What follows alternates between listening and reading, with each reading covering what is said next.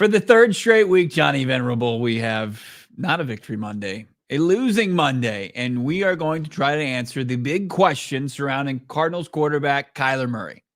Jonathan Gannon, he's got some explaining to do pertaining to this offense and where it goes from here. We're big-time losers, and we love it here on PHNX. Cardinals starts now.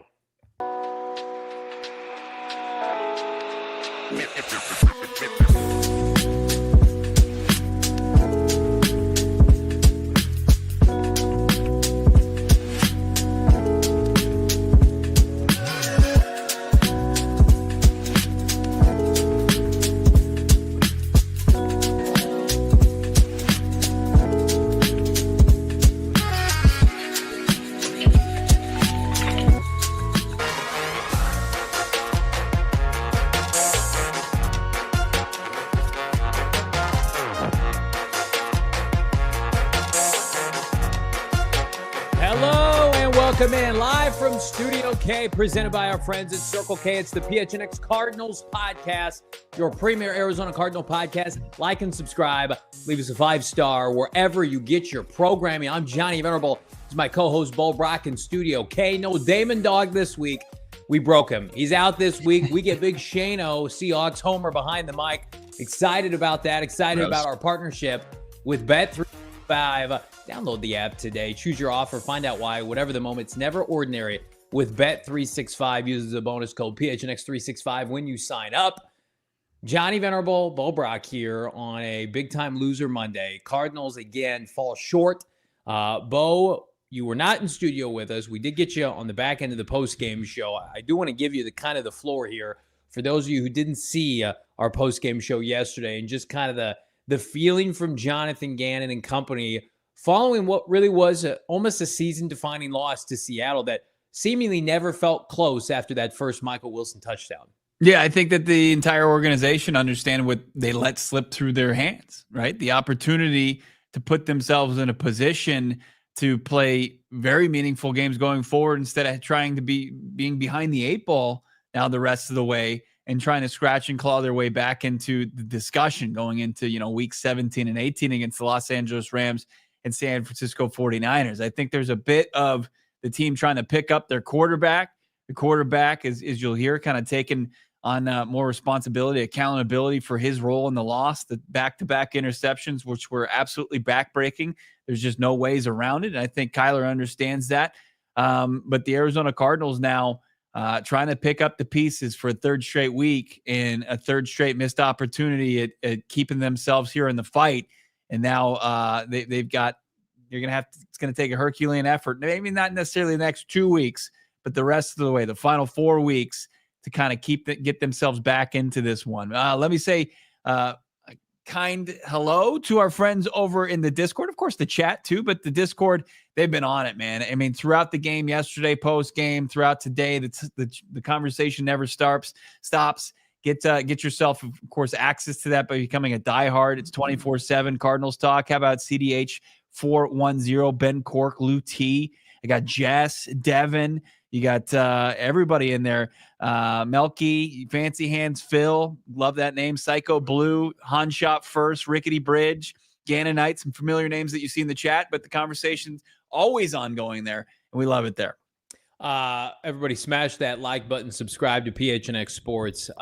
Let's get 500 likes here on a football Monday. And times are tough. And I think, I was thinking about something overnight, Bo, kind of processing this loss with Cardinal fans, with the Bird Gang. And I think what's really difficult, and we're going to talk about the collapses that the Cardinals have had, but this one, while it's not complete yet, and the Cardinals can still end up with a winning record, like I thought that Jonathan Gannon, maybe this is naive, was collapse proof with the Arizona Cardinals. Like I thought at 6-4, this isn't Cliff Kingsbury.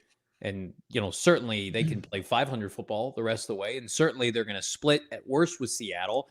Because I think you and I thought it was realistic. Like, even if you didn't win 2 of 3, like you were going to get 1 against the Seahawks. We talked about that ad nauseum, right? In the offseason, got to beat Seattle. That's an easy win. Kyler Murray versus Geno Smith. Cardinals should have beaten them last year in the finale.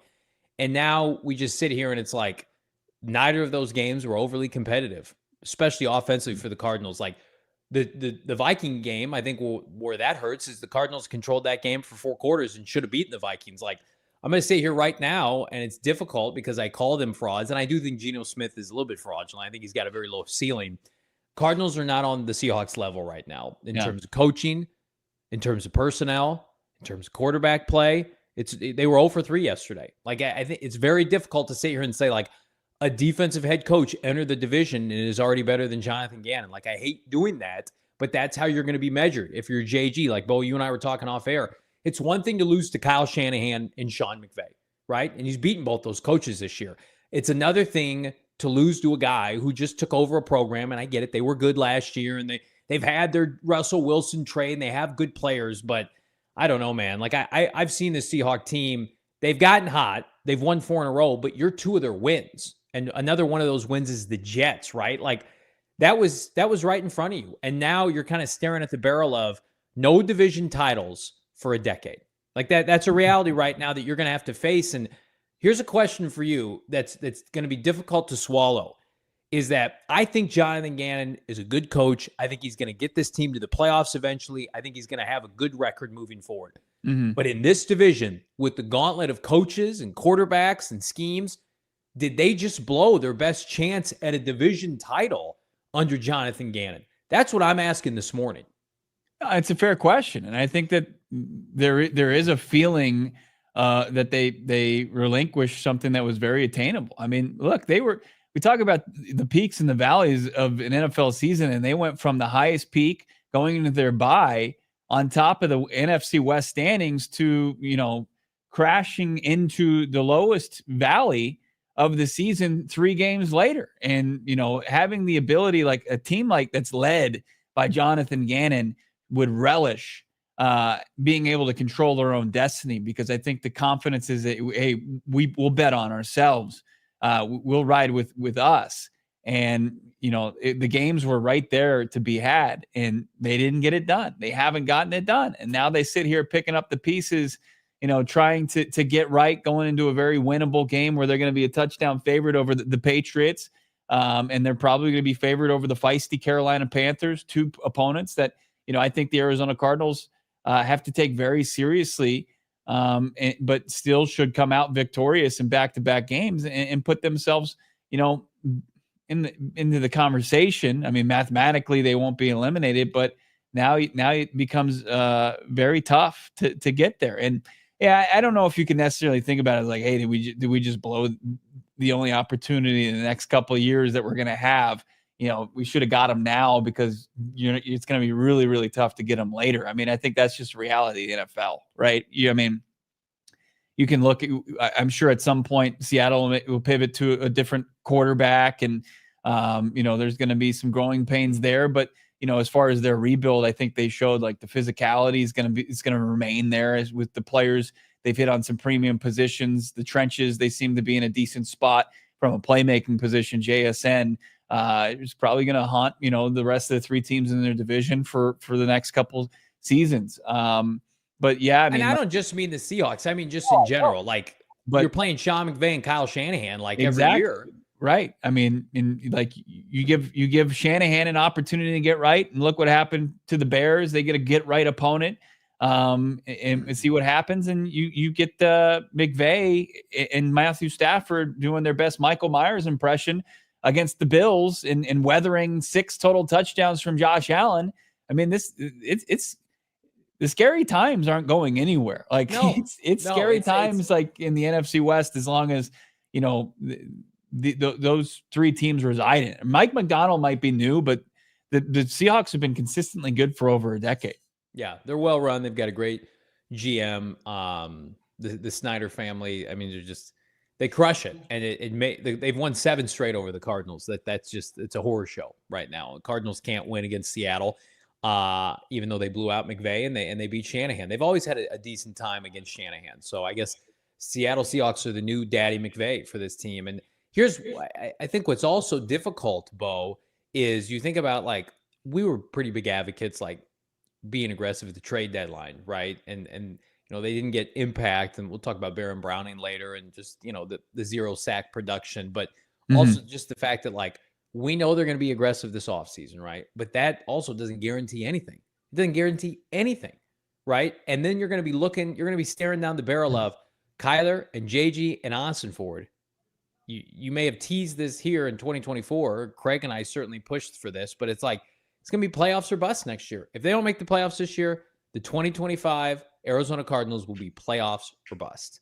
And that doesn't mean that everybody gets fired if they don't make it, but the optics are very important. How are the optics surrounding Kyler Murray and the Arizona Cardinals' future with the franchise quarterback? It was on a golden pedestal, Bo, for Kyler Murray to take the stranglehold, win this division, be the comeback player of the year, put up gaudy statistics, and really own the West, right? In a year where Brock Purdy's down and Geno Smith at the time had the same number of picks as touchdowns, and Stafford was up and down, didn't have his weapons. Like, I think the toughest thing to grasp with Kyler Murray these last 3 weeks were, I think we can kind of put to bed, or at least I can, like, this was a number 1 overall pick, and we're going to reap the benefits of that.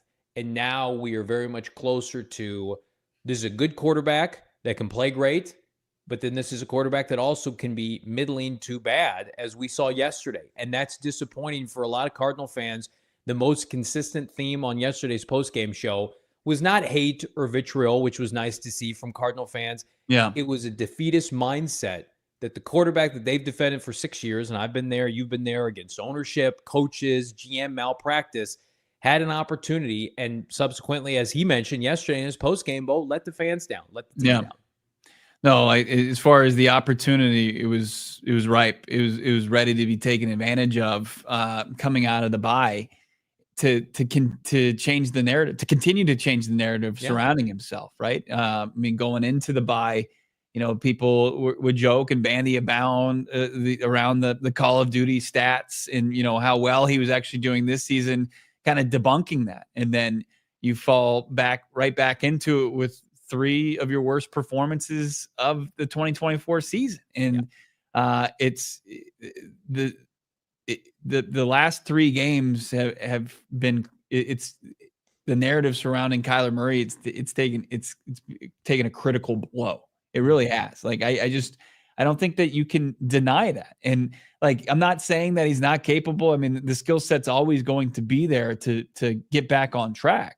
And I'm not saying that players in this league are, shouldn't be able to have the grace of having bad performances, but it's just what was going on with Kyler Murray and the way he was trending up throughout this season. And then for that to kind of hit a speed bump, not once, but twice, but 3 times, in your worst performance coming up in the biggest, most pivotal game of the 2024 campaign.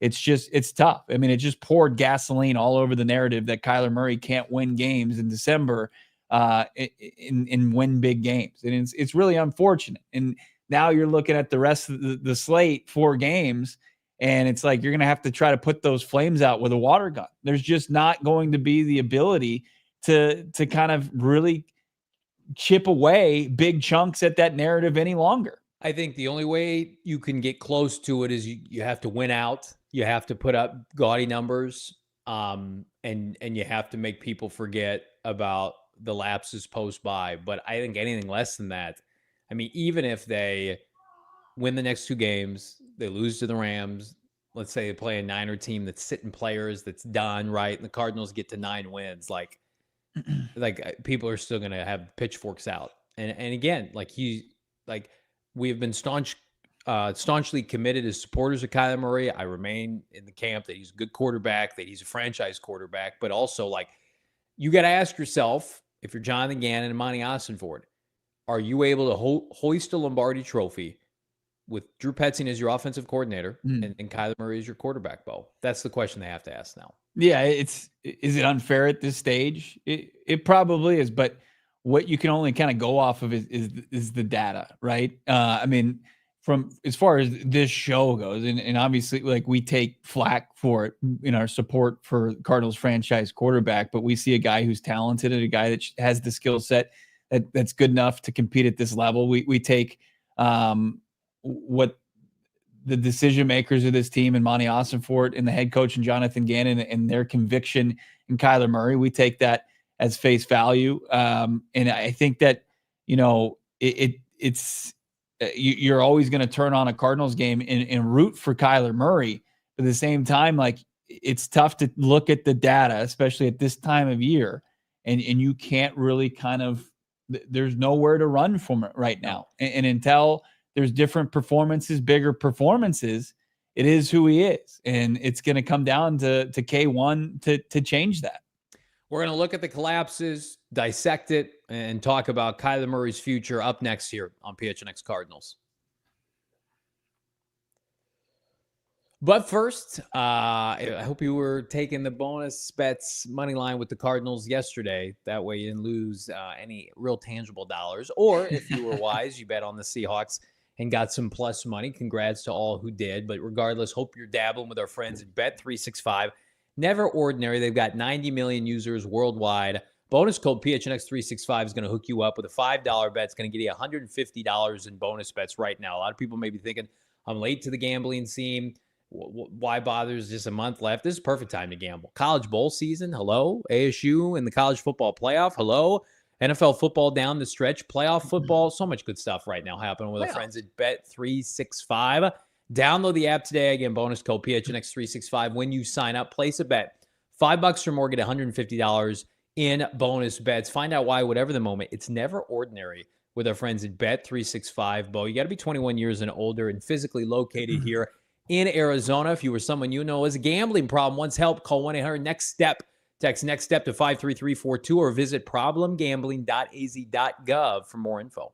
We're going to have trending up and trending down coming up here shortly on the show. And you'll need some shades to block out how bright some of the futures of these Arizona Cardinals are. And also some shades to hide some puffy eyes from a poor performance and maybe some tears that were shed for the Cardinals season. But Shady Rays has you covered either way, right? You're going to look cool no matter what your emotions are, But Shady Rays, of course, we can cash in.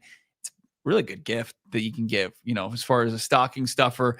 Great price point, well under $100, and you can save even more money this season with PHNX as your promo code. Over 300,000 people have rated 5 stars or more. It's premium polarized sunglasses that aren't going to break your bank. Check them out right now, shadyrays.com. Exclusively for our listeners, you can check out 35% off on your order right there at shadyrays.com. Try for yourself. The shades rated 5 stars by over 300,000 people. Shady Rays. Big ups to everybody in the chat. Be sure to drop a like on this video. Again, the goal on a football Monday, albeit with an L, is 500 likes. Would be doing us a big time favor. We appreciate all of you. We got super chats coming in. We're going to get to those, and as well as trending up, trending down. Plus, we're going to hear Bo's thoughts from JG's presser today on Kyler Murray. But I'd be remiss if we didn't talk about the collapses. I teased it on Twitter.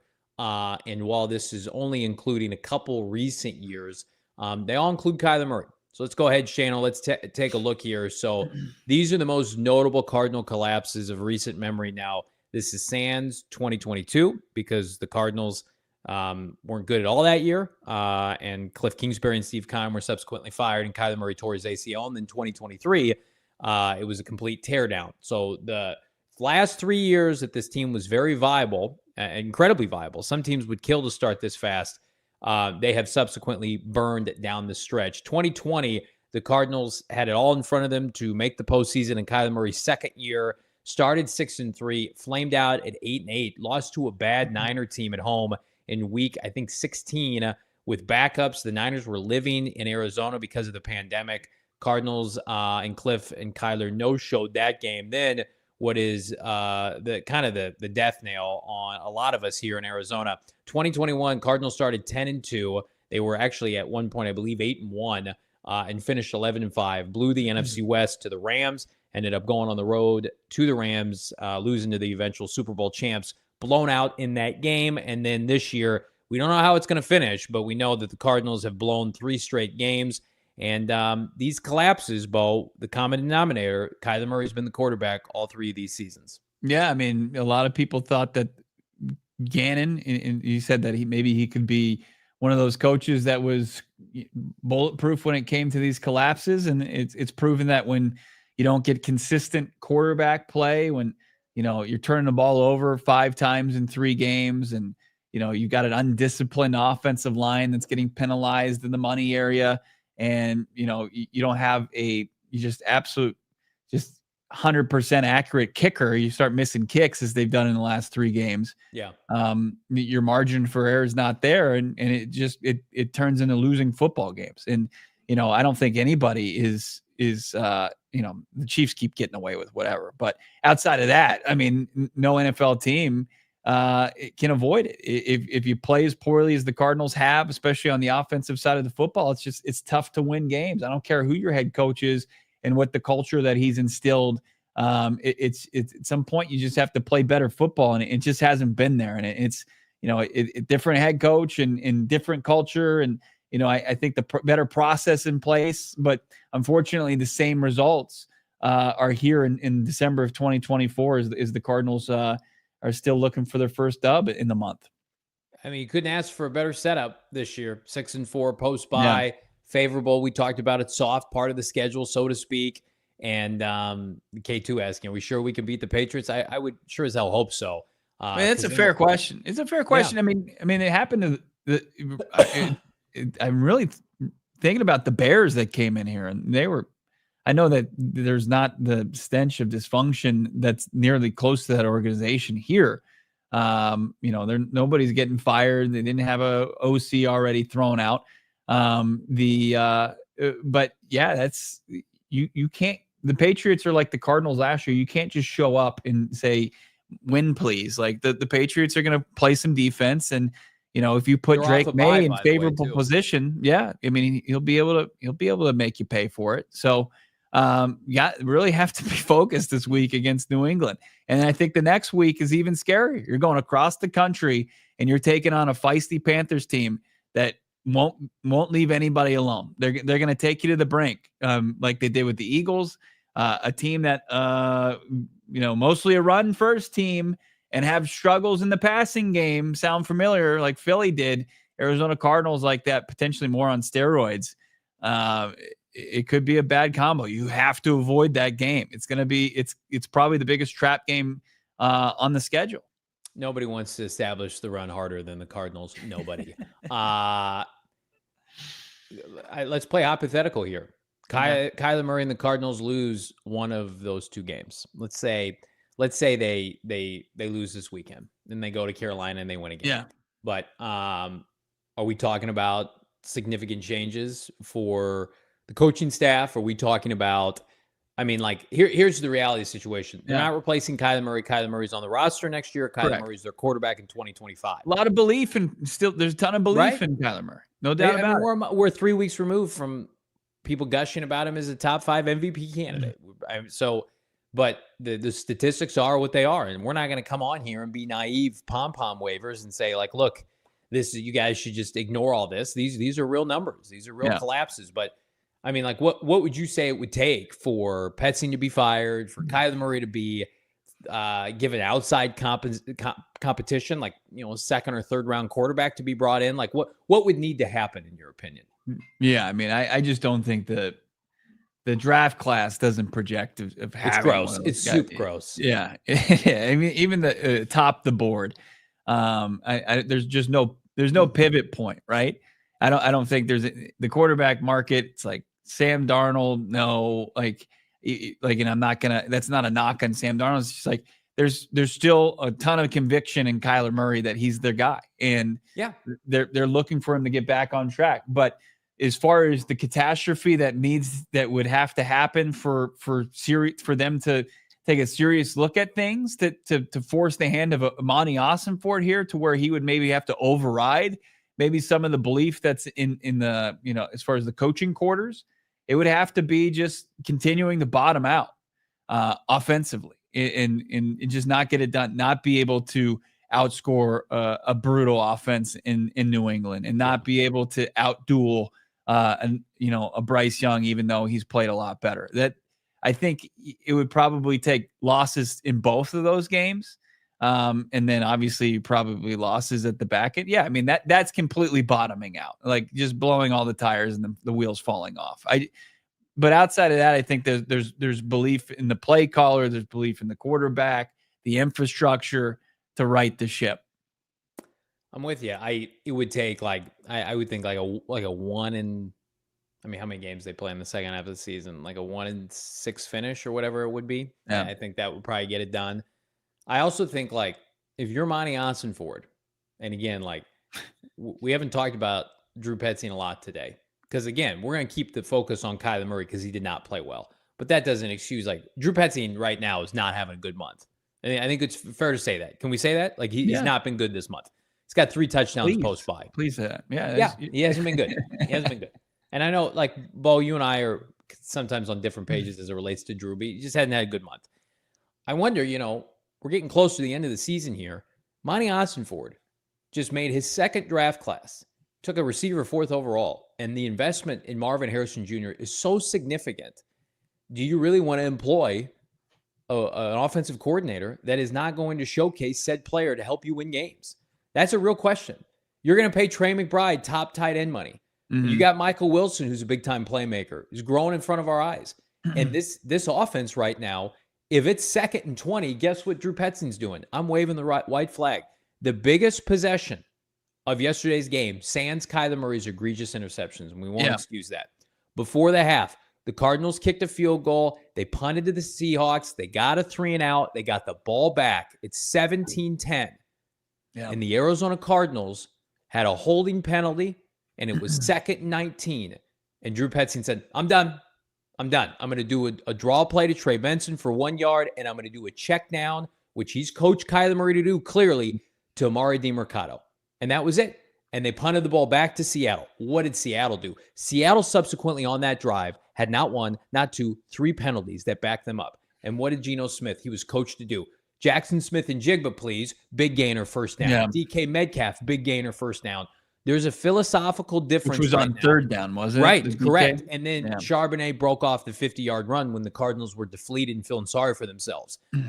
All I'm saying is, like, Kyler Murray needs to play better, but this offense right now, if I'm Monty Ossenford, it's like, I know we just gave James Conner a nice new deal, but we are not maxing out our weapons in the passing game. It is a football malpractice to watch this passing game every week that is hovering around like 23rd in the NFL in efficiency. It's just not good enough. Well, I think back to the Miami game, like in a gotta have it situation when they in the eventual game-winning drive, Paris Johnson gets called for a hold. Yeah. And they're staring down, 1st and 18 or whatever it was. And they hit Marvin Harrison Jr.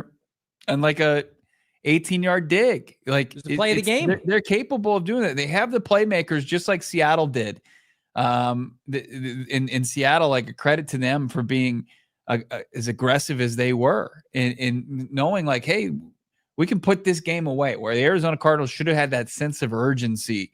Like, hey, we have despite our start, despite gifting them 14 points, we have an opportunity to just get this thing right back to neutral. And I honestly don't understand. We'll talk to Drew Petzing tomorrow, try to get some insight as far as his mindset at that point, because it was like the worst thing that could have happened for him to not only get that conservative in that moment, and then on the other side, his counterpart Grubb getting aggressive in that situation, understanding what was at stake, because Seattle knew that if they continue to hover around and keep the Cardinals within 1 score, that they were capable of coming back and tying the game. But they kept their foot on the gas and knew that they had, just like the Cardinals, a collection of playmakers, but they leaned on them. Instead, they were just like, nah, we'll just go to these like 2nd and 3rd and 4th guys and just have them just kind of get us to 4th down and we'll punt it away. What's the point of having a Marvin or a Trey McBride when you don't give them the football when the game's on the line? And make it make sense. Like they threw that pass K1 did to Marvin in the end zone. That wasn't a high percentage throw, but like when it's 2nd and 20, man, you need chunk yardage. And you already cannot run the football on these guys. They have dominated you with 4 up front. And then they're stacking the box anyway. You had a tweet late in the game, I thought encompassed it perfectly. It's like Cardinals just don't have it in their repertoire to get chunk yardage. I think it was that drive. I mean, Yeah. it was early. What an indictment of your OC. If we're sitting here at home and you're looking at, you're at the game, you're there every day, and it's like, hey, we need to manufacture a passing game. I don't think we can do it. I always hesitate to put stuff on the players, and Kyler Murray's got to own it today because he was awful, especially in that first quarter. But I mean, I've been complaining about Drew Petzing and his lack of innovativeness in the passing game all season. I think this is just me trying to, in complete speculation, reckless, whatever. This is what the show's about anyway. I think they came out and they're like, we're going to establish the downfield passing game. Okay. And it worked drive 1. Kyler hits 33 air yards. Tell me if you've heard that before. Yeah. He cashes in. Our guy, Michael Wilson, 41 yards to the house. Been playing great. And then the next 2 drives, you got the pick, Ernest Jones, whatever doesn't see him, dots him between the 1 and the 3. And Baldy just broke that one down. I encourage you to check that out.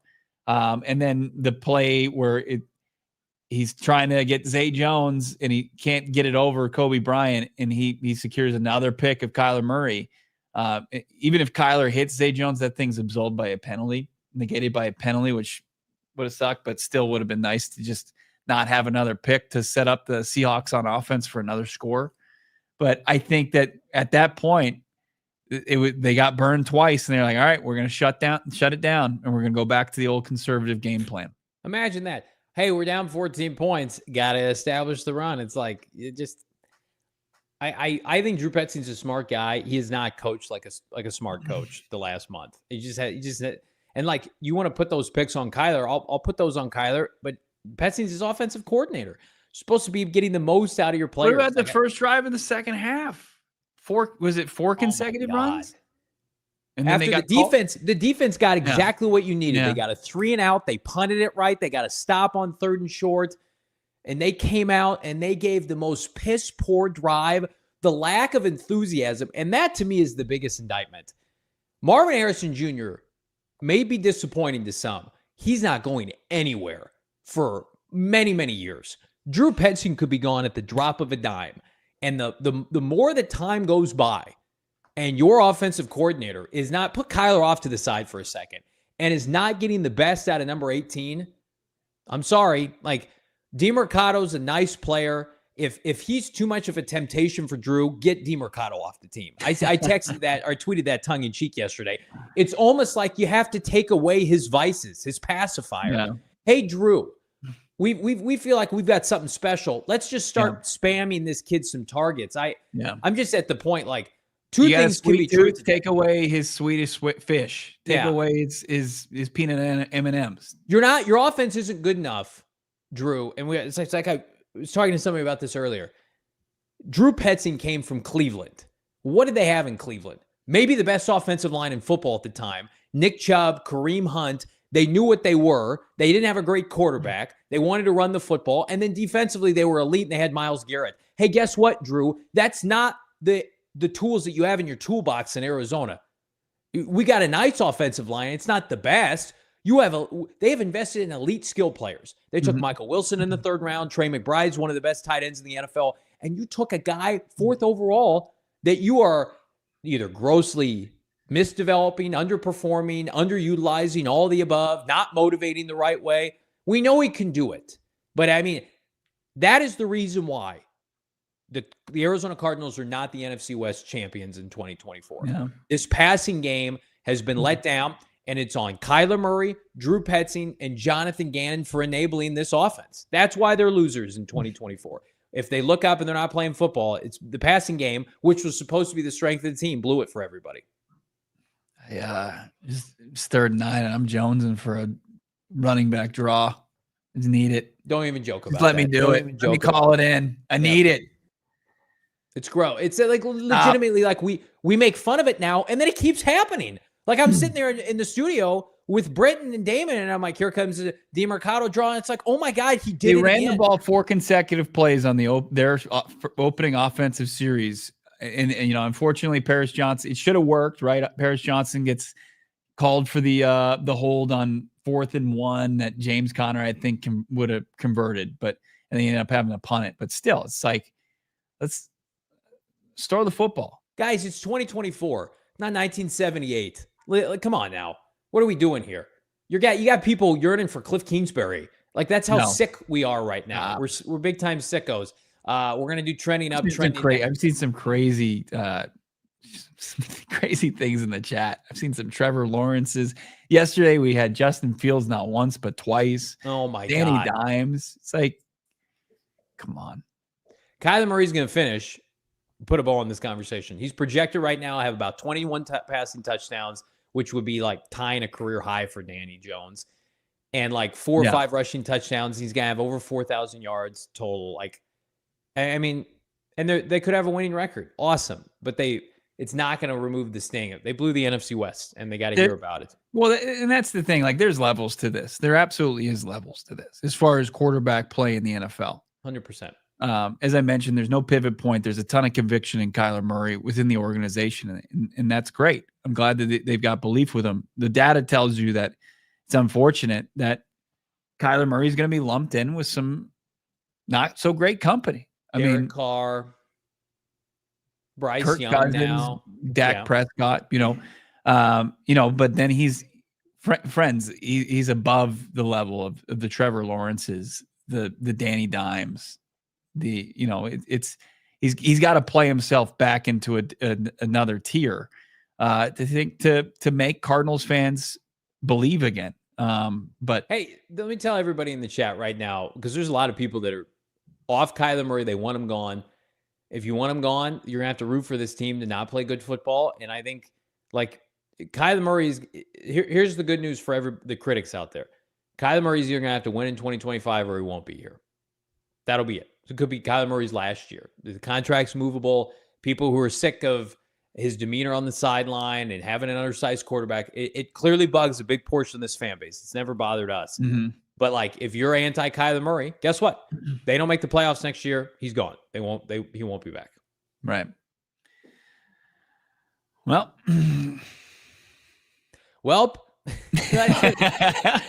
Drop a like on this show. We got trending up, trending down. Guess who's not trending up? All things Arizona Cardinals offense. That's coming up next. You know what's trending up? ASU football, college football playoff. They're playing in the Peach Bowl. We love to see it. There's also the Fiesta Bowl. Viva the fans here. Viva New Year's Eve and Viva the new era of college football. The VRBO Fiesta Bowl will host the first quarterfinal game in history. That means the road to the college football national championship, of course, goes through Glendale December 31st at 5:30. Boise takes on the winner of SMU Penn State. Come early for the New Year's Eve Fiesta. Starts at 2:30 for the Fan Fest pregame. It's a block party. Ashton Gentry is a phenomenal player. I like that quarterback from SMU. He's a good player. Penn State's got a bunch of good pros. Band performances, cheerleaders, fun games, food, beverage, and more. Again, the Fan Fest block party is elite. Live entertainment. I love downtown Glendale. Fun, food, beverages, then witness college football history. I've gone to a Fiesta Bowl at State Farm Stadium. Doesn't get much better than that. Join us for the first ever college football playoff quarterfinal at VRBO Fiesta Bowl. Buy your tickets now. Reserve parking and premium experiences at fiestabowl.org/tickets. And Viva Fiesta. I think I saw it's the most affordable game of the CFP to attend, which is fantastic. Get in there and see some great football. Also, if you're going to go, you can rep whichever schools you want with our friends over at Brandon Bills. Their campus collection, it's elite. If you're not on board with the Sun Devils, shame on you. If you're rooting for the school down south, you can go rep U of A as well. They're part of the campus collection. GCU, it's a local company out of Mesa, and it's going to help not only support your school, your alma, if that's the case, it's going to help elevate your brand. With Branded Bills, the perfect headwear and apparel that you can cash in on. Look for some gear for your brand to stand out in the crowd, whether it's, truckers, fitteds, beanies, tees. Branded Bills has you covered with performance and style. Head to brandedbills.com. Use the code PHNX for 20% off your first order. That's 20% off your first order at brandedbills.com using the code PHNX. I love you all in the chat. Again, your opinions are warranted regardless of where you're at. Pro Kyler Murray, anti Kyler Murray, you're on the fence. You want him gone, you want him extended. Like, all those opinions are valid here. Pro Johnny, anti Johnny, fine with both. Yeah. Get out. Will never be the show. This will never be the show where people's opinions aren't welcomed. Everybody drop a like, subscribe to PHNX Sports. It's an emotional day. It stinks. I thought we'd be celebrating at minimum a postseason berth this year with where the Cardinals were headed, and it looks like, barring a miracle, that's not going to happen. And we got to see who's to blame. It's trending up, trending down. Shano, let's start with trending down this week because I'm in a bad mood. I don't want to give too much praise out early on, and we've talked about it. Quarterback clarity with Kyler Murray. Like, again, the way he was playing, it's like, man, how good are the JGK1 years going to be?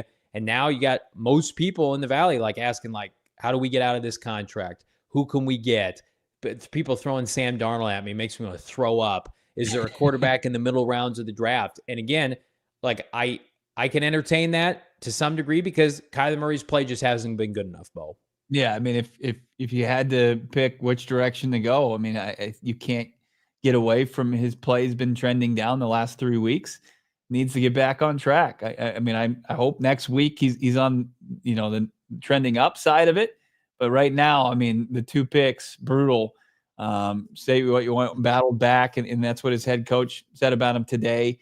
We'll hear from JG here before the end of the show. But yeah, it's a tough scene for the Cardinals quarterback position. There's no in-house alternative right now. It's just Kyler Murray's your ride or die the rest of the way, and you got to let him play through it. And you just got to see he's going to have to produce better results.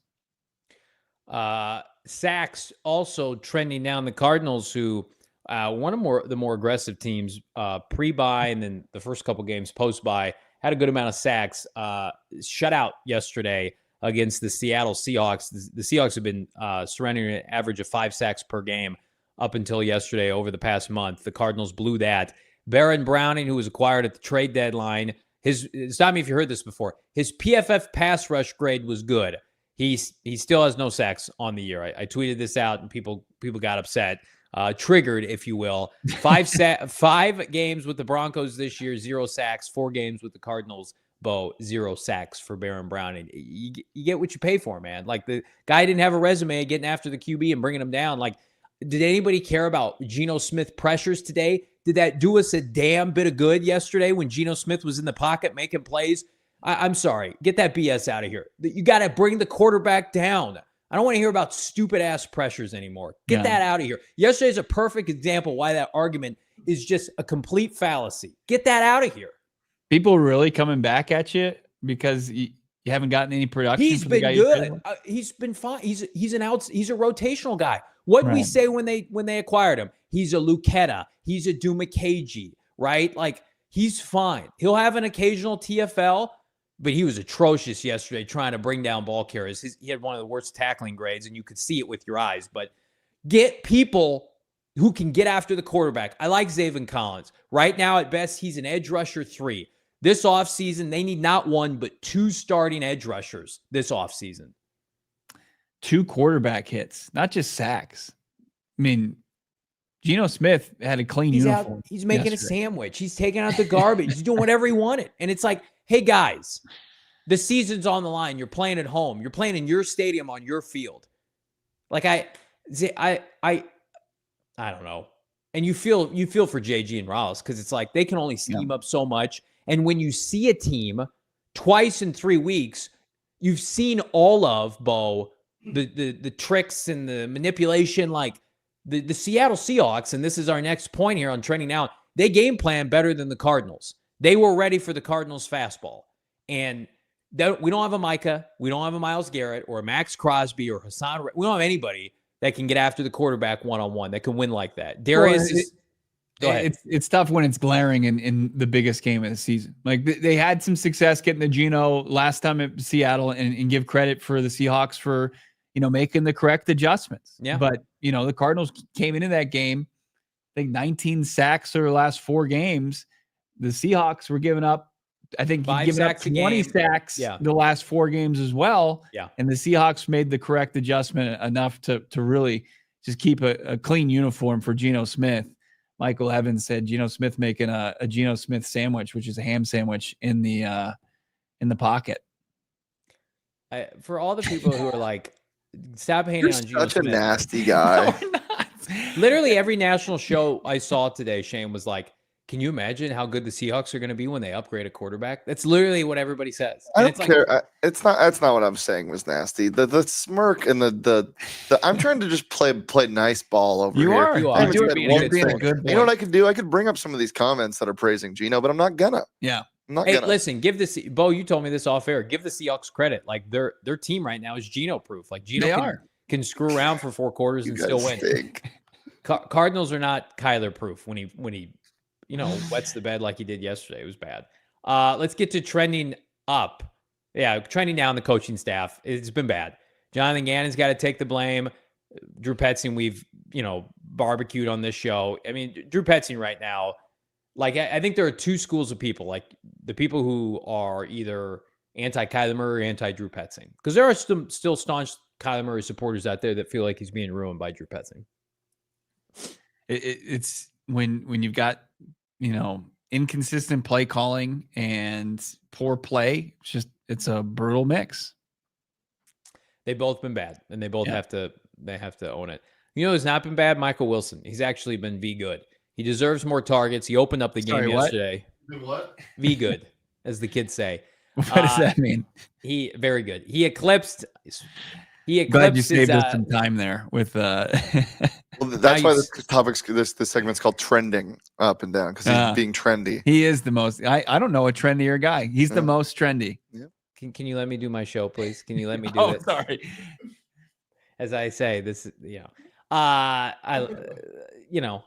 try to be a professional here on a football Monday and try to keep the train on the tracks. Michael Wilson eclipsed his touchdown total last year of 3 with 4 this year, on pace for almost 700 yards after a relatively slow start. And again, I put a lot of that on the passing game concepts, but Michael Wilson having a really nice sophomore season, is averaging just over 50 yards per game each of the last 3 games. So, I mean, he's a guy that has bucked, knock on wood, the injury bug. He's a guy that's got a lot of physicality. He can stretch the field vertically. His yards per catch is going up each of the last 3 weeks. So I'm fired up for Michael Wilson. Hopefully we get to talk to him soon. Yeah, I think you got to get him more opportunities. Kind of piggybacking what Britton said in the loss to the Vikings. I think that this is a guy that continues to maximize his chances. Just 2 catches on 3 targets, but 57 yards, including the big 41-yard touchdown to open up the game. You call his number, he produces. Maybe might be time to start looking his way more often. So good for Michael Wilson to take advantage of that, and I think everybody in the locker room would applaud that and be supportive of Michael Wilson being a bigger part of this offense. Will Budda Baker be a Cardinal in 2025? Well, at this pace, he damn well better be. 18 tackles yesterday, an elite PFF grade. I think it was over 80. Had a game-high PFF grade for the Cardinals. And as Britton Golden, former Arizona Cardinal wide receiver, said in our postgame show yesterday, one of the few dogs left on this roster. Is there any scenario, Bo, in which the Cardinals can't extend him? Because I think right now the difficult part is, and you just call a spade a spade, it's like Taylor Demerson hasn't been playing. Jalen Thompson's been back for 2 weeks. But, as we've kind of heard, Jalen Thompson's not healthy. And I think he would even agree it is compromised his play right now. This is not the level of play we've been accustomed to seeing from 34. Budda Baker has been one of the best players in the NFL this year. Budda Baker, through 13 games, 132 tackles. Averaging over 10 tackles a game. I asked JG about this today. I was just like, when you open up the box score, you see Budda had 18. He's kind of joking like, that's a lot. And it wasn't like really well. They're at the line of scrimmage. I mean, he's filling TFL in the hole. Mixed in there. Yep. He's got 9 TFLs on the season. That's according to Pro Football Reference. That's a career high for Budda Baker. He's got the 2 sacks mixed in. It's not like last year where he didn't have a pass defense. He's got 3 of them this year. Budda Baker's been very, very good for the Arizona Cardinals. And lastly, with tongue in cheek, trending up the Cardinals draft position, which right now is 16th in the first round. Johnny Venerable. Yeah, I hate you for this. We got your Where do you think they go? What position? Let's talk some draft, boys. That's the interesting thing, though, Shane. It's like their defense has played very well this season, but in people like, hey, let's take a look at the best edge rushers in the draft, and to Johnny's point about no production sack wise from that position, like that's where you go. But the offense, I mean, they can't use another first round pick on the offense. The offense is what it is. They just have to produce better. Correct? I mean, who are you getting unless rid they're of? going like, Who are you getting rid of? Yeah, I mean, unless they're taking an interior offensive lineman, which I don't know if they would look to the first round for that. It wouldn't be a premium position. I'll make a prediction right now. I will double down on this tenfold over the next 3 months. They're going to trade their first round pick. In PHNX Wow, I don't think I've heard that. Yeah, they won't draft. They won't have their first round pick. It will not be on the team. Wow. So yeah, we can preview the second round. We got more coming up, including what's the first round? You probably fetch you a pretty good player. Yeah, maybe on the defensive side. Maybe somebody can get after the QB. Jonathan Gannon, your super chats right around the corner here. PHNX Cardinals. Cardinals couldn't come up money for you and me and everybody here, but something you can always count on when it comes to your finances. Our friends at Desert Financial Credit Union, the official credit union of the Arizona Cardinals, PHNX Sports, and the Venerable household. That's because for more than 84 years, Desert Financial has been Arizona's largest, most trusted local credit union. They've got a team of financial experts committed to their members. And again, it's tailored financial solutions. This is not a one-off transaction. This is not a set it and forget it. Sure, they've got ATMs and checking accounts. How about a savings account for a loved one? How about a new mortgage, right? Mortgage rates, how do you know what to do? They've got loans, personal loans. They've got credit cards. Build up your credit for a loved one. Investment options, Roth, 401ks, pension, whatever you need. They can educate you on everything financial. Because if you're an Arizona sports fan, there's no better place to do your banking than Desert Financial Credit Union. How about the Red Sea with an Arizona Cardinal Visa debit card? They've got the helmet, the player, and the coup de grace, the Cardinal bird. Rep the Red Sea right now. Show your team spirit online. Open up a free checking account. Go to desertfinancial.com/Cardinals, Bo, to get started. Got to tell you guys about the most electric game of bowl season. I love it. I've been here a couple of times. It was different. It was under different sponsorship, but going down to Chase Field and checking out the Rate Bowl, it's tough to beat. If you're looking, you got kids, you want to take them, get the college football experience, why not check out a Big 10 and a Big 12 team squaring off between Kansas State and, of course, Greg Schiano's Rutgers Scarlet Knights. This Rutgers team has been a cash cow for me all year. I love them. I'm a big fan of the Scarlet Knights. You can go bet on them one more time. Let it ride with the Scarlet Knights in person at Chase Field. You should as well, as they kick off December 26th at 3:30, the day after Christmas. You're always looking for something to do with friends and family the day after Christmas. Why not check out the Rate Bowl? Two toughest football conferences in the country. Game tickets, premium experiences, reserved parking are all available. Get yours right now. Ratebowl.com. That's ratebowl.com. Everybody drop a like on this video. Again, the goal, 500 likes on a football big-time loser Monday. Hit that loss, hit that like. Where do the Arizona Cardinals go from here? Where does Jonathan Gannon go, Bo Brack, with his franchise quarterback? What did JG have to say following kind of the bombardment of ridicule coming on to number one? Yeah, I just asked Gannon. I said, Kyler said he let his team down yesterday. Where do you go about picking up your quarterback? And this was the head coach's answer. What he's probably talking about is the 2 picks, right? Yeah, I would say that he battled, man, and he brought us back and made it a football game even after being in the hole that we were. But, that's life. Heavy as the crown, I tell him.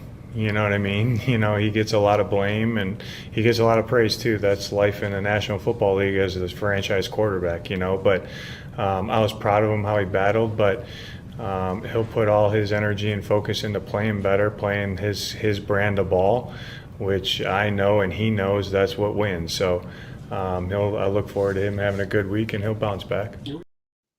And I think he will too. Like I think Kyler Murray's going to play better this weekend. I think the Cardinals as a whole are going to play better because I think their opponent's not very good. Like we haven't really seen the Cardinals play down to their competition yet this year, Bo, because it's crazy to say, like, how many bad teams have they played? Like, seriously, all the teams they played are either Jets.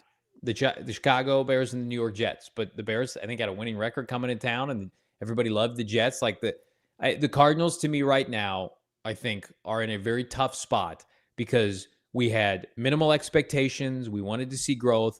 Then we had renewed expectations of a team overachieving, and now they're underachieving, right? And we're kind of in this limbo period. But Jonathan Gannon, and the reason I love him is the head coach of this franchise. He's the leader of men. He's very composed as it relates to situations like this, and he's not going to get too up or too down. And he knows he can win with Kyler Murray. You want to have the conversation about Super Bowls and playoff wins, whatever. But Jonathan Gannon knows that Kyler Murray gives him the best chance to win football games each and every Sunday. And they have to do a better job collectively to get them in a position to set themselves up for wins now. Like fumbling or turning the football over, it's not going to win you any games.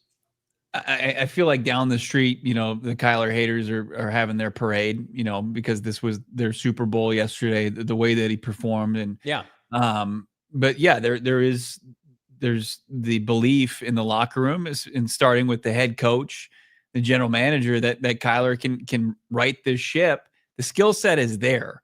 Yeah. Along with this, and the poor performances come like the false narratives, like that he doesn't work hard.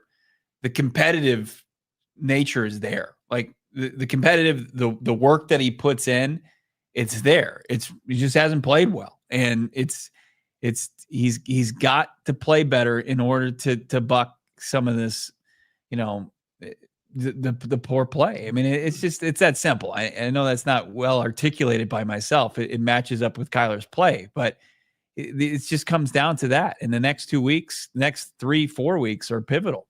Listen, and I get the people that are staunchly committed to the argument. You have 6 opportunities to make the playoffs, win playoff games, try to win division titles. And fair or not, like if they don't make the postseason this year, he's going to be 1 for 6, right? With a pretty humiliating playoff loss under his belt. Like that's tough to defend. Like we make fun of Dak Prescott. We make fun of Kirk Cousins. Those guys have won playoff games. They've won divisions. They've made the playoffs multiple times, right? Kirk Cousins went to the playoffs with Washington and Dan Snyder. Dak Prescott with senile Jerry Jones is in the playoffs seemingly every other year. Like I'm going to tell you right now, like Kyler Murray, as much as like we believe that he's the best homegrown quarterback in 20 plus years, they're just at some point you got to be undeniable. You got to show people why you're being paid $50 million. You can't just be good to solid in September and October and then hope you build up enough capital and wins to just completely unravel as the season goes on. I can't explain it. Like we showed that collapse graph earlier. Like I know a couple of those years you had injuries, but like 2020 and this year, you're one of the healthiest teams in the NFL, man. You got almost your entire roster, based on what you began the season with. I know Ojulari's out and some of these other players, but like Jonah Williams is playing. You're 0-4 with him. Darius Robinson is back. Like your offense, outside of the guard play, your offense is what you signed up for last May. And you can't score points. You can't score more than 3 touchdowns in 3 games. It's an indictment of Kyler Murray. This thing popped up with Adam H in the chat saying, especially this year when the NFC West is mid. How do we diagnose the NFC West right now? It's such a strange. It's very winnable. It's like even the Niners, we wanted to count out yesterday, put a hurting on the Bears. The Rams, we're going to win the division. They're right there. They're 7-6. I mean, we'll see what happens this week against the Niners. I mean, they can really put the Niners in the ground this upcoming week. One of those 2 teams will be done. But we're in week 15, and all 4 teams are within striking distance, which is insane. Real quick, if you're watching with our streaming partners, jump on over to gophnx.com, and conversation continues. We've got almost 1,000 people watching live. Jump on over there. If you're on any other platforms, get to gophnx.com. Let's keep the party going. Sorry to cut you off there, Bo. But yeah, no, I mean, Seattle's got a huge game against Green Bay. I believe it's in Seattle, so that good for them there. I don't see Green Bay losing 2 in a row, by the way. That would drop them to 9-5. Yeah. I don't think that's a Sunday night game, by the way. That's the Sunday night. It should be. It's a good contest. But here's the deal. I don't think that the Packers are like this juggernaut either, though. No, but they put a whooping on the Cardinals. I mean, here's the tough part for Cardinal fans. This division was winnable, but you lost to the Commanders. They're going to the playoffs. You lost to the Packers. They're a playoff team. The Vikings you lost to. They're going to the playoffs. Like, you beat the Chargers. They're a good team. But how'd you win that game? You won that game because the Chargers have no offensive skill players outside of Ladd McConkey and J.K. Dobbins, right? We watched that game with our eyes. They kicked, 5 field goals, and the Cardinals won 17-15. This offense has held you back from where you wanted to go this year in so many instances. Remember we talking about like preseason? We're like, they're going to have to win so many shootouts. They've won one shootout, technically, and it was in Miami. It's the game we were at. Every other game, it's like they've either been blown out because the offense doesn't perform or the offense does just enough and the defense makes some plays. Sans, I guess, the Rams game, which feels like 10 years ago. Most Cardinal games are defense makes some plays, offense is complimentary and opportunistic, and they win in the fourth quarter. But I feel like, I don't know, man. It just, to me, everything just looks so difficult with this offense.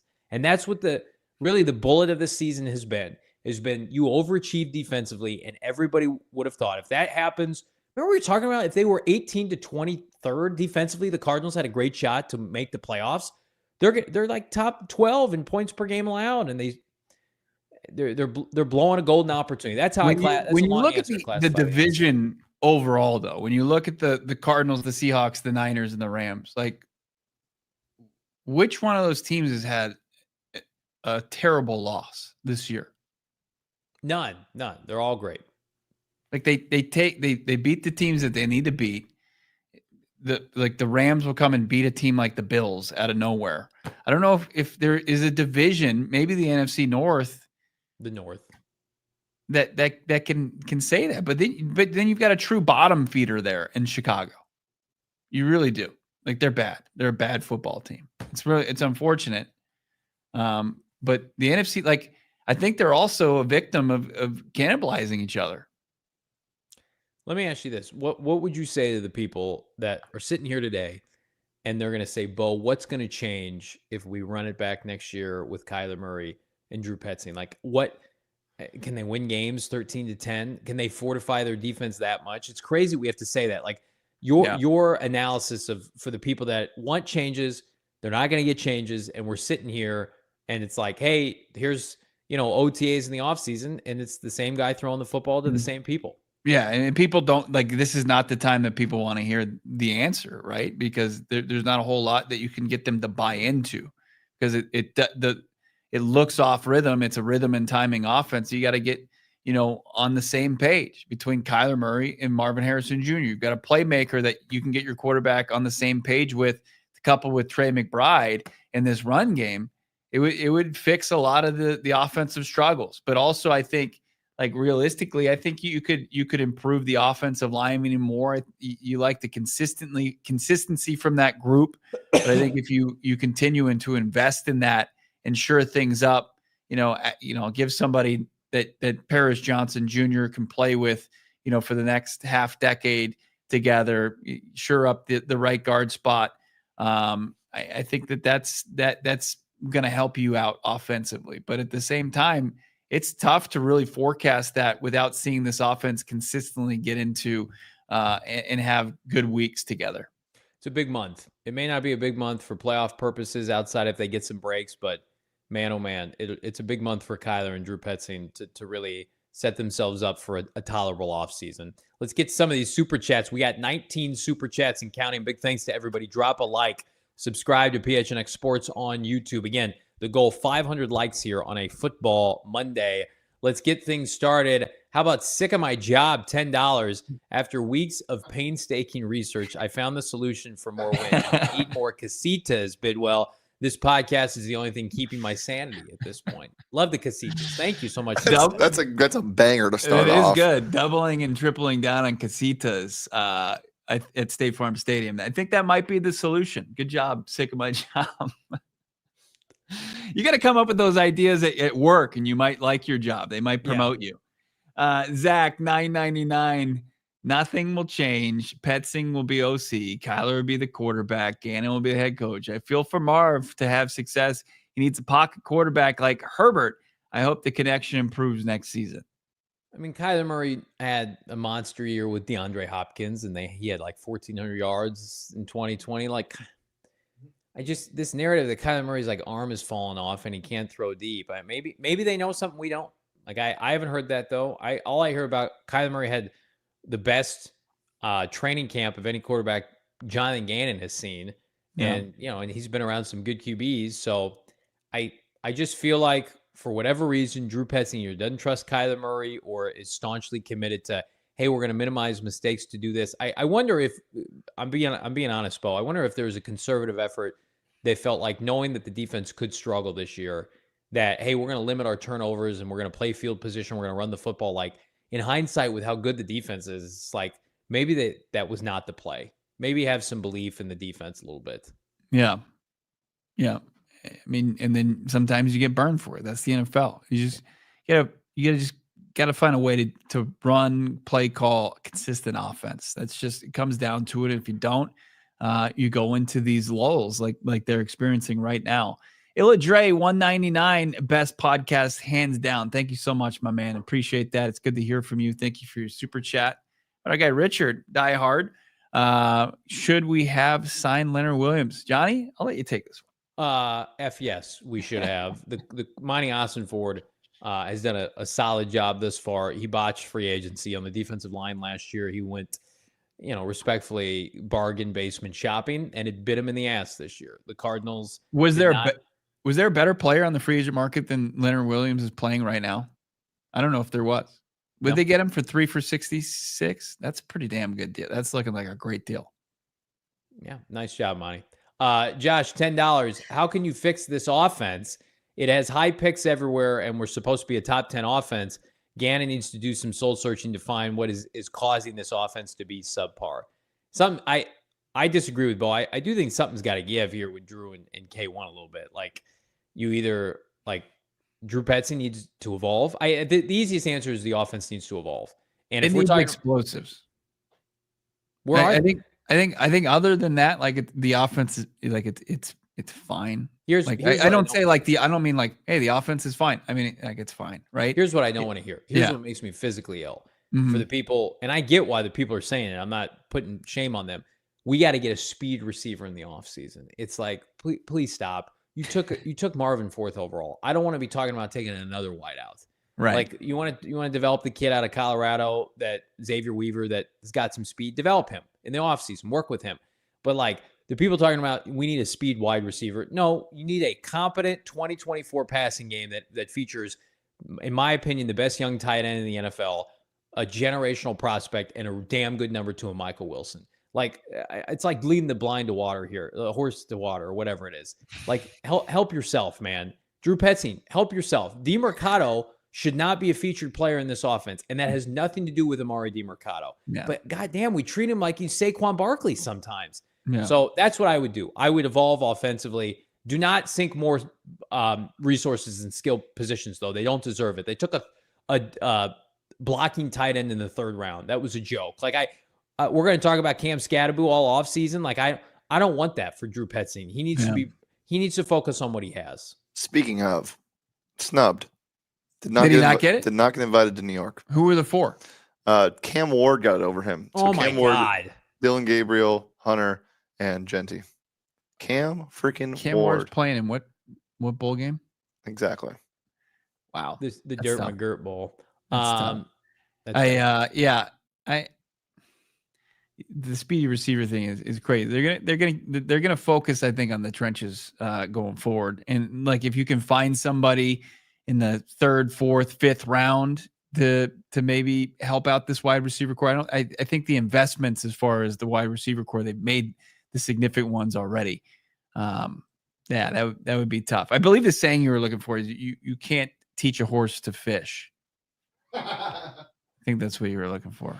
Please read that. You give a horse a fish, right? You give a horse a day. You there's something about blind people on there too. I feel like, what's the one? It's messing with you. You're just yeah, that's right. Aiden, $2. Is it mock draft time? We might fire it. Not this week. We're not doing it this week. Okay. We have this show. We're not there yet. This body's not cold. Have some respect. Yeah. But Aiden, we're sickos. There's plenty of time for it. Clip this right now on a throwaway December 9th show, which is not a throwaway. Monty Ossenford will trade maybe multiple ones this offseason. Clip it right now. It's called shooting your shot. Let me tell you something right now. Cardinals finish 8-9. Monty Ossenford's got 2 losing seasons under his belt. He punted on 2 free agencies in a row. Knowing what we know, Bo, he's trading his first round pick. So you can do mock drafts all you want. The Cardinals are going to be picking like 17th, 18th, 19th. I hope nobody get attached to that pick. It's going to be gone. Kyler Plummer, $2. Look what you've done to our sweet Johnny. It's like K1 hit a rookie wall every year. And here's where I would argue Kyler, and years prior, it was like his body broke down. His body couldn't handle it. And this is the nicest thing I say about Drew Petzing. Up until recently, like they limited the hits on K1. He's healthy, looks good, running around both seasons every day at practice. He's sharp. So there's a mental aspect. Yeah, not outside like the normal nicks and bruises that you get, at this point in the season. Nathan, 199. Ironic this happens with May Bust coming. Drake May Bust. Yeah. Is Drake May playing in this game? Is he injured? We got Jacoby Brissett back in, or what? I've been tapped into the Patriots beat this year because I don't want to pour bleach on my eyes. But he's actually had a couple of good games in the past month. If you're a fan of Drake May, or if you're anti Kyler Murray, you need Drake May to have a big game this weekend. Because if Drake, I'm going to tell you right now, if Drake May, and I'm being 100% sincere, Bo, comes into State Farm Stadium and outplays Kyler Murray, and you're talking about one quarterback doing this and one quarterback doing that, it's a pretty big indictment of Kyler Murray. Would you agree with that? Like, what if Kyler Murray is outplayed by Bryce Young and Drake May after being outplayed by Geno Smith and Sam Darnold? I mean, it's just like, then what do? We just sit up here, and it's just like, I don't know what we do. It's a big 2 games. People want to throw these games away. These are big games. Drake May against the Colts, he was on bye this past week, but his last performance went 20 for 30, 238, a touchdown and a pick. It's pretty good. Drake May, 1,700 yards passing, 11 touchdowns, 8 interceptions. Not horrible. Name 2 Patriots wide receivers. Can you name 2? Jalen Polk. That's who I knew. Demario. Oh, Pop Douglas. Yeah, Pop Douglas. There we go. Pop Warner. It's like they just got a bunch of 1930s baseball players on their team. Julian Edelman. Pop Douglas. Hunter Henry's still kicking the can around there. Goes to Pat Tilley, $20. Thank you so much, Goes to Pat Tilley, for the support on that level. Bo, Cat will play while mice are away. The magic is still there with you and Clancy. Weight loss plus dyed hair. You divorcing JV? What's going on in the super chats? Is he insinuating that Clancy is gone to Just for Men and has dropped some LBs? Is that what he said? Good for Alex. I'm confused by the super chat. I think he's probably right. I think Clancy has done both of those things for sure. But Clancy was on this show on Friday. It's been nice catching up with Clancy, but we're never getting back together ever. I'm kidding. Trevor, 199, number 1 pick, 6-year quarterback, 1 playoff, 0 NFC West championships. Can't defend it. Killer Rex, 199, K1 for Trevor Lawrence, fresh start for AZ for Trevor Lawrence. The logistics of that trade, I don't think you can do from. Let's bring Urban Meyer in here too. Let's do it. Come on. I haven't seen anything that would tell me Trevor Lawrence in this offense he's won a playoff game. He came back against Justin Herbert, the Chargers. Brandon I Staley. don't know if that was a Brandon Staley loss or a Trevor Lawrence win. Okay. But Danny Dimes has a playoff win. Tyler P. hitting us with 279. DeJean has been a stud. We picked Melton instead. Funny you should say that, Tyler.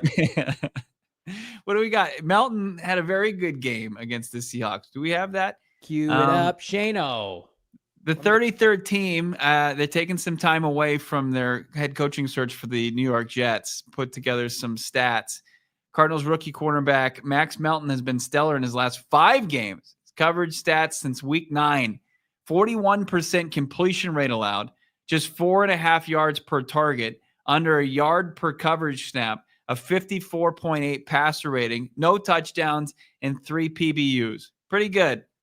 But Cooper DeJean plays on a better team, and he's going to get more run. He also plays underneath, does he not? Max Melton Plays slot corner, yeah. Yeah, Max Melton plays outside. That's why they wanted him. Garrett Williams plays inside, who is also V good. Max Melton plays outside. Max Melton, I got the V good with the V neck. Max Melton plays outside. He's an outside receiver. DeJean is the soup of the day. Get it? Soup du jour, Cooper DeJean. Wow. That's what people are into now. Go look at the Eagles' strength of schedule. They're playing like MAC teams. Cardinals play real teams.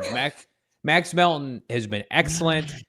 I put a tweet out yesterday, and it's like Cardinals are getting very little from this rookie class in terms of like high-end impact. You can make an argument right now.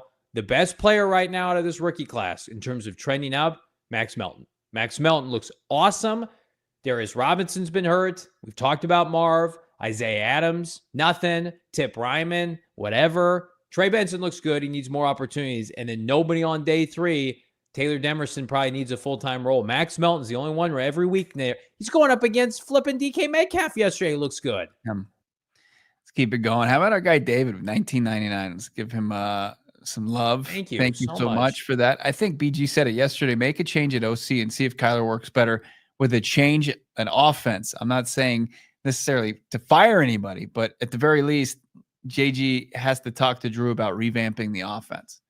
I don't know if you can put that cat back in the bag if you do that. If it was me, I would probably, depending on how the season ends. Let's say this season ends and they look about the same and maybe they win 1 or 2 more games.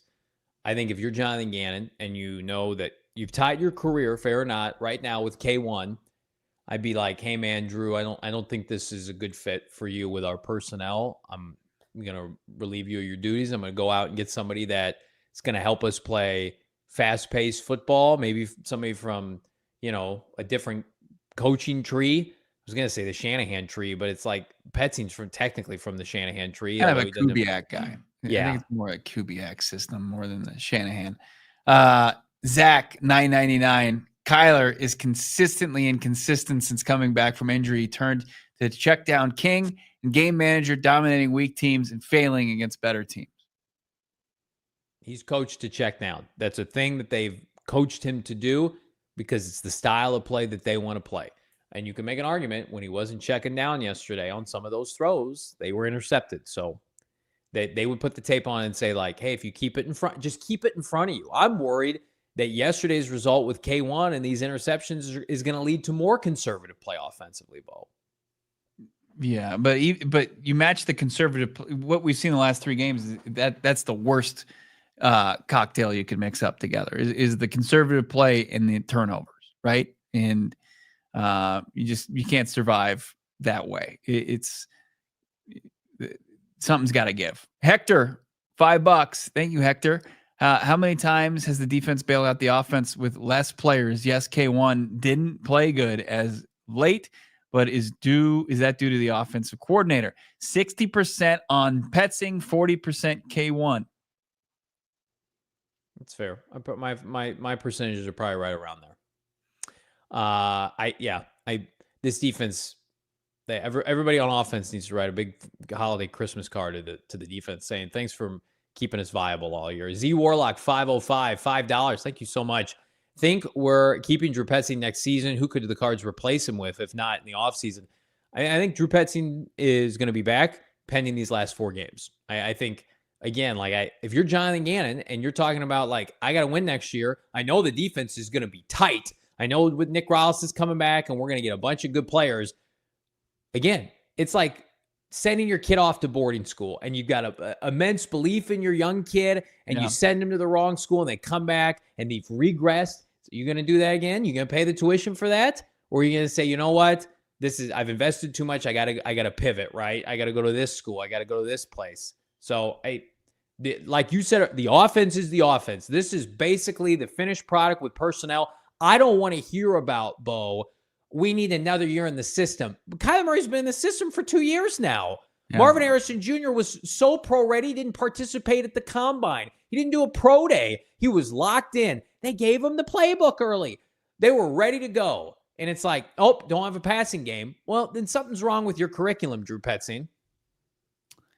We got our guys. This AZ Lardinals. I like that. $199. pretty accurate. I'm sad. Sad boys. Sad boys and girls. Iron, $10, Bo. I believe I have the answer to the OCK1 issue. Let Kyler play call the offense for one game versus either San Fran or the Rams. We'll see if it's him or the OC. Kyler has to scramble more. It is who he is. I agree about Kyler using his mobility. Teams have just been there. He's trying. Teams have been locking that down. They're not good defensive coordinators like Brian Flores and Mike McDonald. They're not letting him get the edge. If Kyler has to call plays, I think the season is a dumpster fire. Kyler Murray cannot call plays. Yeah, the spouse swap or position swap, job swap, probably not best. I thought he was going to suggest Drew Petzing play quarterback, and that he hand the ball off. He'd love it. That's the thing. Like Gannon likes that part of their offensive identity. He wants to be able to be a run-heavy team, establish the run. Remember what happens though when you're getting your butt kicked up front and you can't run the football. Yeah. I mean, Philly's dealing with the same thing. Like they can't throw the ball downfield, and you got AJ Brown on the other side of this saying, "What's the issue with the offense?" He says passing. That's what it looks like when you don't have a humble goat wide receiver, one like Marvin Harrison Jr. But I mean, somebody hopefully said something. And it looked like that was something they were trying to emphasize early. It worked out very beginning, and then went horrendously south. It's the next two possessions. It's time for Marvin Harrison Jr. to take a selfish. You know what that means, taking a selfish? It means it's time for Marvin to get out and start hooting and hollering for the football and talking about being an alpha. No more being, a good soldier. It's time to muddy up these waters. Well, we got to lose at this point. Yeah. Dylan Richards, $4.99. Therapy stuff, isn't it? Yeah. Missed the live shows. Still an everyday listener. Thank you so much, Dylan. We appreciate you, my guy. I love that avatar. Can you guys go over second and third and longs and conceding drives? Defenses laugh at you. Love you all. We were laughing at Drew Petzing and crying inside. Bo, what do you make of that? I mean, we're sitting up in the press box when the Seahawks were put in, second and long. When they got the third and long, especially backed up against their own end zone, then they would get conservative. And I get that. I understand that. You don't want to put the ball in harm's way. That's where, catastrophic mistakes happen and defenses can put points on the board themselves. But you have to be at some points, especially where they were, get aggressive in situations to give yourself a chance for the drive instead of just settling for, hey, we're just going to try to flip field position here. Can you tell everybody, Bo, you're gonna talk with Drew Petzing tomorrow. Yeah.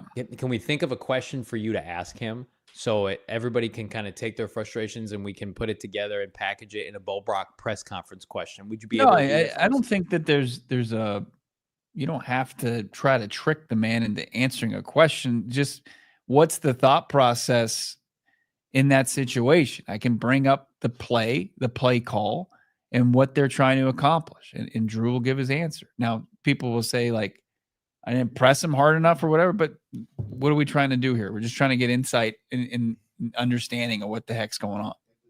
If the chat was the ones asking the questions, they'd be like, hey, Drew, why are you being a big dumb idiot out there? Is that a good question? I think trying to get the message across to Drew about how conservative he is and that there is not a lot of belief in this fan base that despite some elite skill players, they cannot throw the ball deep when they have to, I think is a real concern. Think about the last drive against the Vikings when the Vikings knew the Cardinals needed chunk plays to win that game through the air, and the Cardinals completely wet the bed. Air noobs. They were sitting there looking at 2nd and 18 on their own 25, which is more than enough space. You're not in your own 15. You're not on inside your own 10, and they run Benson up for no gain. I mean, that was when the Seattle had punted away. That was almost the game. You could make an argument. They got a 3 and out. Defense did their job. They punted it away, up 17-10, and the Cardinals, Benson gets 15 yards on first down. Then Kyler gets sacked the next first down, and it's 2nd and 18, and they just said, yep. Benson, let's see if he can do it again. I guarantee you, Drew, when you bring that up, if you bring that up, is going to say, we can't have the holding penalty. Guess what, Drew? Welcome to the NFL. Everybody it wasn't a holding penalty. It was a sack. Yeah. You can't surrender a sack. Right. They're going to come out on first down, and and be aggressive. Negative plays happen to everybody. They happened to the Seahawks yesterday. Who we got? Air Noobs, $4.99. I'm on the fence with K1, but it's getting hard to defend him. What else do they do? I know it's not all on him. I mean, I think you got to take it game by game with Kyler Murray to end the year. I think we are going to be as honest and reactionary as we can. And every game, we are going to analyze Kyler Murray's performance, maybe more so than anybody on the roster, certainly. And then especially, I think it's very indicative. I don't know what I'm trying to say. Indicative, excuse me. Drake May, Bryce Young, Matthew Stafford, Brock Purdy. How does Kyler Murray look against those four quarterbacks to end the year? And if the answer is not good, then we're going to have big-time problems. I don't care if the Cardinals win those games. I hope that they do. But if Kyler Murray looks like a game manager and Bryce Young looks like a dynamic playmaker, we got big problems here. We have huge problems. Didi, new K1 nickname. He's got a creative new nickname. I like this Divine Comedy. Kyler is fine. Johnny is actually the one on the hot seat. I've heard that. Mm-hmm. I've heard that. You got Elena, the Seahawks fan, who's been in our chat quite a bit. We love the Seahawks fans. Yeah, caps lock. It's broken. Hopefully, maybe get her a new keyboard, but it's pumped up. Seahawks always own Kyler Murray. Skittish versus the Seahawks defense. Period. We welcome that. If the Cardinals won, I'd be throwing that same energy out here. So we appreciate everybody. Trolls, haters, supporters, doesn't matter. What does matter is that you drop a like on this video, subscribe to PHNX Sports here on YouTube. Check out Craig Morgan's work. He wrote a banger of an article yesterday that's diehard level to read. Actually, no, that yesterday's article, Cardinals prove they are not playoff worthy and listless loss to Seahawks. That's available for free right now. And then his diehard only examines the rebuild revisited for the Arizona Cardinals and where they move forward now. So you got to be a diehard to read that right now. By the way, become a diehard. Go PHNX.com. Big thanks to all the new diehards we've welcomed over the past couple of weeks. Fired up for this community, and we're going to need every single one of you this offseason. We got 4 more games left, and we'll see what the chips, how they fall here in the next couple of weeks. But then we're going to have probably the most pivotal offseason of the Cardinals' last 20 years, Bo. Yeah, where the blind horse pushes all his chips into the middle of the table. That's it. And where how the cards fall. We're just gonna merge all the sayings together. What do you think? Why are you the way? Richard, $4.99. Bo, what's your thoughts if Kyler goes 2-2 to end the year? So right now we're 2-2 to end the year. So I mean, in any way, I think it'd be like, is there a loss to the Pack or the Panthers and the Patriots in there? Because that would be tough. Tougher than losing 2 straight to end the year. You go 2-2, you go 8-9, but you're understanding the full context of, this 3-game stretch was critical and you didn't perform here. So you go into the offseason with a lot of questions. How about this? Starting 2-0 in the NFC West, losing 4 straight division games. No one cares that you beat the Niners and the Rams early in the year. All those wins and all the good grace that you got, those goes out the window. It goes you would have toilet. You would have wins over the Patriots and the Panthers, and we'd mean nothing. You have to beat one of the 2 teams to end the year, if not both. PR Mac, $2. Bo, does K want to have the control of a play call? Well, he can audible. Yeah, absolutely. Audibles quite a bit. I mean, obviously, there's discussion in game planning leading up to a contest, and they'll figure out like where they want to go with the audibles and stuff like that. But yeah, Kyler has he can do whatever he wants. Full autonomy up there. We can do whatever we want on this show because of all of you. Like this video, subscribe to PHNX Sports here on YouTube. Everybody pick up their smartphone, their mobile device, go to your podcast feed right now, Apple, Spotify, iTunes. Very humbling. Last week, people doing their Spotify wrap for the year, and they're seeing our little fanboy podcast that could. Number 1, we would love it if you would go and follow our podcast wherever you get your podcasts. Be so inclined, leave us a review, maybe 5 stars. and help us continue to solidify our spot as the #1 Arizona Cardinal podcast worldwide. Yeah, it's unreal. It's we're so thankful and grateful for everybody that takes the time to listen, fire us up on your smartphone, or turn us on your television, whatever streaming device you have, or watch us on YouTube. Very thankful for that. We do have the Petzing, Rollis, Jeff Rogers press conferences tomorrow. I'll have all the takeaways, videos from that at PHNX_Cardinals on Twitter and Instagram. Make sure you're subscribed to PHNX Sports here. Don't miss a show. Catch up on all our great content here on PHNX Sports. For the vacationing Damon Dog, for Shane filling in admirably and respectfully after a big win for his favorite team. I'm Bo Brock and Johnny Venerable. Talk to you tomorrow here on PHNX Cardinals. We all silly like the mayor.